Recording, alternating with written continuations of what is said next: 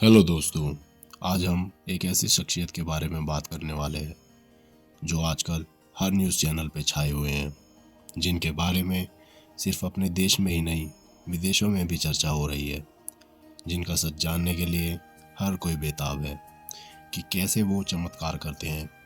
उनके चरणों में सिर्फ आम लोग ही नहीं, बड़े बड़े नेता और एक्टर भी पड़े रहते हैं। दोस्तों, हम बात कर रहे हैं धीरेन्द्र कृष्ण शास्त्री जी की। तो दोस्तों, वीडियो के अंत तक बने रहिए और पूरा वीडियो देखिए।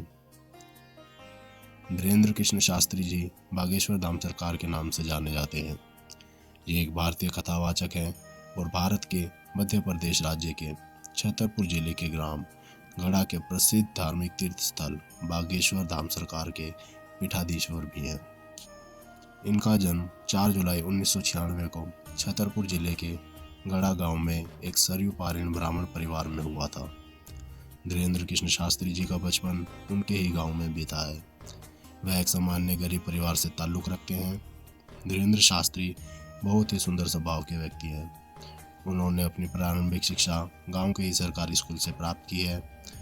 अपने बचपन में आसपास के गांव में वो रामचरितमानस और सत्यनारायण कथा सुनाकर जीविकोपार्जन करते थे। वर्तमान में वह अविवाहित है, परंतु शीघ्र ही विवाह करने का विचार कर रहे हैं। उन्होंने यह भी बताया कि जया किशोरी उनकी बहन जैसी है तथा उनके और जया किशोरी के विवाह की खबर अफवाह मात्र है। धीरेन्द्र कृष्ण शास्त्री जी का जन्म और पालन पोषण एक हिंदू ब्राह्मण परिवार में हुआ है, जहां उनके पिता एक पुजारी के रूप में काम करते हैं। कथित तौर पर शास्त्री जी को भगवान हनुमान ने बागेश्वर धाम सरकार के पीठाधीश्वर बनने और समाज सेवा के लिए काम करने का निर्देश दिया था। उनके अनुसार ना ही वो किसी देवता के अवतार है, ना ही वो कोई तांत्रिक है, मात्र एक साधारण मानव है जिनके पास हनुमान जी और सन्यासी बाबा के आशीर्वाद से सिद्धियां प्राप्त हैं। वे इन शक्तियों को जन कल्याण और मानव सेवा हितार्थ काम में लेते हैं और उनकी मानसिक शारीरिक समस्याओं का निदान करते हैं। शास्त्री जी के अनुसार उनके पास निजी संपत्ति के रूप में एक मोटरसाइकिल है। उसके अलावा जितनी भी दान दक्षिणा इत्यादि प्राप्त होती है वह धाम की सेवा में उपयोग होती है। उनके अनुसार उन्होंने 9 एकड़ जमीन खरीदी है, जिस पर वह कैंसर अस्पताल का निर्माण कर रहे हैं। धाम में आया दान, मंदिर विस्तार, जन कल्याण कार्य जैसे कन्याओं का विवाह, रोगों के निदान के लिए और अन्नपूर्णा भंडारा में लगाया जाता है। लल्लन टॉप के साथ एक साक्षात्कार में शास्त्री जी ने बताया वह अपने दादा और पिता के बाद धाम के प्रमुख के रूप में सेवा करने वाली तीसरी पीढ़ी है। वह उस समय सुर्खियों में आए जब नागपुर की अखिल भारतीय अंधश्रद्धा निर्मूलन समिति के श्याम मानव नाम के एक व्यक्ति ने उन्हें दिव्य दरबार में चुनौती दी और उनकी आध्यात्मिक शक्तियों पर सवाल उठाया। मानव ने शास्त्री जी पर अंधविश्वास को बढ़ावा देने का भी आरोप लगाया। जब मीडिया में विवाद शुरू हुआ तो शास्त्री जी ने मानव को अपने दिव्य दरबार में आमंत्रित किया और वह जो भी जानना चाहते हैं उनसे पूछने के लिए कहा। स्वामी रामदेव, सदगुरु जग्गी वासुदेव, रामभद्राचार्य, साध्वी प्राची, प्रज्ञा ठाकुर और राजनेता गिरिराज सिंह जैसे कई प्रमुख हिंदू धार्मिक नेता उनके समर्थन में आए। उन्हें अखिल भारतीय अखाड़ा परिषद और प्रमुख हिंदू नेताओं का भी समर्थन मिला। उन्हें छत्तीसगढ़ में लगभग 300 ईसाइयों को हिंदू बनाने के लिए माना जाता है। 20 जनवरी 2023 को लगभग 5 लाख लोग उनके दिव्य दरबार में आए। 22 जनवरी 2023 को कई हिंदू संगठनों ने बागेश्वर धाम सरकार के प्रमुख पुजारी शास्त्री जी के समर्थन में नई दिल्ली में जंतर मंतर पर विरोध प्रदर्शन किया। वर्तमान में मध्य प्रदेश के छतरपुर जिले में एक हिंदू तीर्थ स्थल बागेश्वर धाम सरकार के पीठाधीश्वर और प्रमुख के रूप में ये सेवा कर रहे हैं।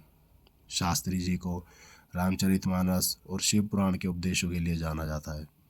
ऐसी मान्यता है कि इनके पास साधना द्वारा प्राप्त की गई कुछ दैवीय शक्तियाँ हैं, इसलिए अनुयायी इन्हें त्रिकालदर्शी भी मानते हैं।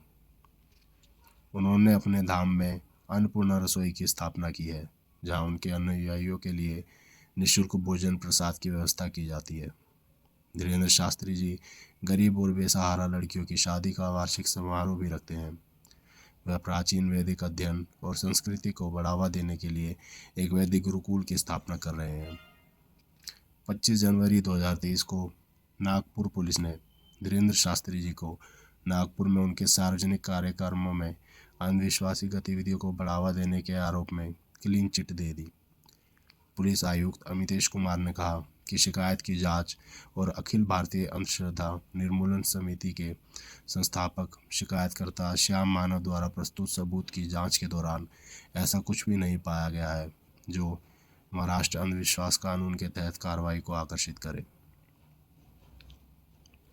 शास्त्री जी जगत गुरु रामभद्राचार्य के शिष्य हैं। उनके अनुयायी मानते हैं कि शास्त्री को अष्ट सिद्धियां वरदान प्राप्त हैं और 64 कलाओं के अधिष्ठता भी हैं।